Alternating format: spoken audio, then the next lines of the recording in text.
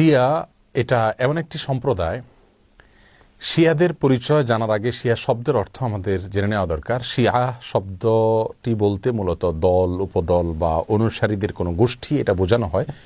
শিয়া বলতে বোঝানো হয় শিয়াতু আলিয়িন বা আলী রাদিয়াল্লাহু তাআলা আনহুর অনুসারী গোষ্ঠী, এদেরকে শিয়া বলা হয়। বা আলে বাইত রাসূল করিম সাল্লাল্লাহু আলাইহি সাল্লামের পরিবার কেন্দ্রিক যাদের ভক্তি, বিশ্বাস এগুলো গড়ে উঠেছে তাদেরকে সাধারণত শিয়া বলা হয়। শিয়াদের উৎপত্তি এটা সাহাবায়ে কেরাম রিদওয়ানুল্লাহ তাআলা আজমাইন তাদের যুগ থেকেই বলতে পারি। এবং শিয়াদের উৎপত্তির পেছনে যে লোকটি ছিল তার নাম হলো আব্দুল্লাহ ইবনে সাবা। ইহুদি ছিল, পরবর্তীতে সে মুসলিমদের বেশ ধারণ করে মুসলিমদের ক্ষতি সাধন করার জন্যই মূলত এই গ্রুপটির তারা আবিষ্কার করে। শিয়াদের সম্পর্কে আমাদের দেশের সাধারণ মুসলমানদের মধ্যে ধারণা খুবই কম। আমরা অনেকেই মনে করি মুসলিমদের মধ্যেই একটি সাধারণ দল শিয়া, অথচ শিয়াদের যে সমস্ত বিশ্বাস আছে সে বিশ্বাসগুলো ইসলামের একেবারে মৌলিক বিশ্বাসগুলোর সাথে অনেকগুলো বিশ্বাস আছে যেগুলো সাংঘর্ষিক।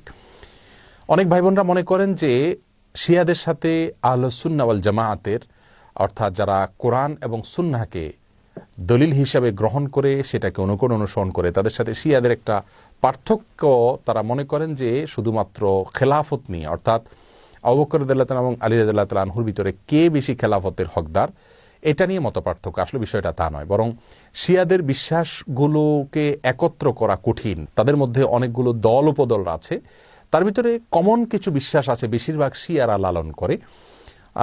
তার ভিতরে একটি হলো তারা কালিমাতুত তাওহীদ আমরা যেটা বলি এটাকে যথেষ্ট মনে করে না। তারা মনে করে লা ইলাহা ইল্লাল্লাহু মুহাম্মাদুর রাসূলুল্লাহ এবং আলিয়ুন ওয়ালিউল্লাহ এটাও স্বীকৃতি দিতে হবে, মুখে উচ্চারণ করতে হবে, তারপরে মানুষ মুসলিম হবে। তাদের মধ্যে কোনো কোনো গ্রুপ আছে যারা কোরআনে কারিমের ৩০ পারার যে কোরআন এটার ব্যাপারে তারা সন্দেহ পোষণ করে এবং তারা কোরআনের বিকৃতিতে বিশ্বাস করে বা বিকৃতি করে, এটাকে তারা সঠিক মনে করে বিকৃতি করে থাকে।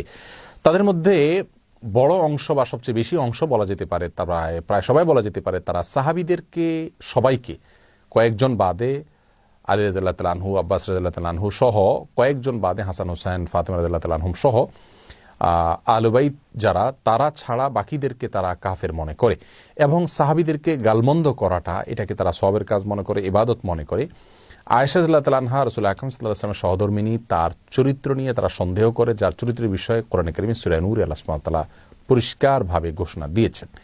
যাই হোক, এ হলো মোটামুটি শিয়াদের কয়েকটা জঘন্য বিশ্বাসের আলোচনা। এবারে আসি শিয়াদের একটা বিশেষ দল, তাদেরকে ইসনা আশারিয়া বলা হয়। মূলত ইসনা আশার শব্দের অর্থ হলো 12। ইসনা আশারিয়া গ্রুপ বলতে শিয়াদের ওই গ্রুপকে বলা হয় যারা 12 জন ইমামে বিশ্বাস করে, অর্থাৎ যারা মনে করে যে 12 জন ইমাম আল্লাহর পক্ষ থেকে নির্ধারিত, তারা রাসূল করিম সাল্লাল্লাহু আলাইহি সাল্লামের ওয়াফাতের পরে ধারা পরম্পরায় আসছেন এবং তাদের মধ্যে প্রথম ইমাম ছিলেন আলী রাদিয়াল্লাহু তাআলা আনহু এবং সর্বশেষ ইমাম ছিলেন মুহাম্মদ ইবনুল হাসান আল আসকারি। এসব ইমামদের সম্পর্কে, ইমামদের মধ্যে সর্বশেষ ইমাম যিনি মুহাম্মদ ইবনে হাসান আল আসকারি, তারা মনে করে তিনি লুকায়িত হয়ে গেছেন, আবার প্রকাশিত হবেন এবং এই ইমামরা সবাই নিষ্পাপ, তারা কোনো ভুল ত্রুটির ঊর্ধ্বে এবং এই ইমামরা সকল প্রকার ইবাদত বন্দিগির ঊর্ধ্বে উঠে গেছেন, তাদের কোনো ইবাদত বন্দিগি করতে হয় না। এই বিশ্বাসগুলো লালন করে থাকে ইসনা আশারিয়া গ্রুপ।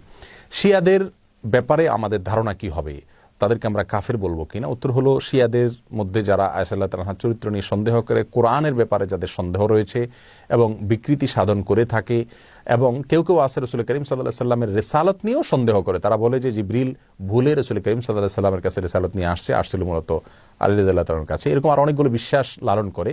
এই সম্প্রদায়গুলোকে বা এইরকম বিশ্বাস লালনকারীদেরকে আমরা মুসলিম মনে করতে পারি না। তবে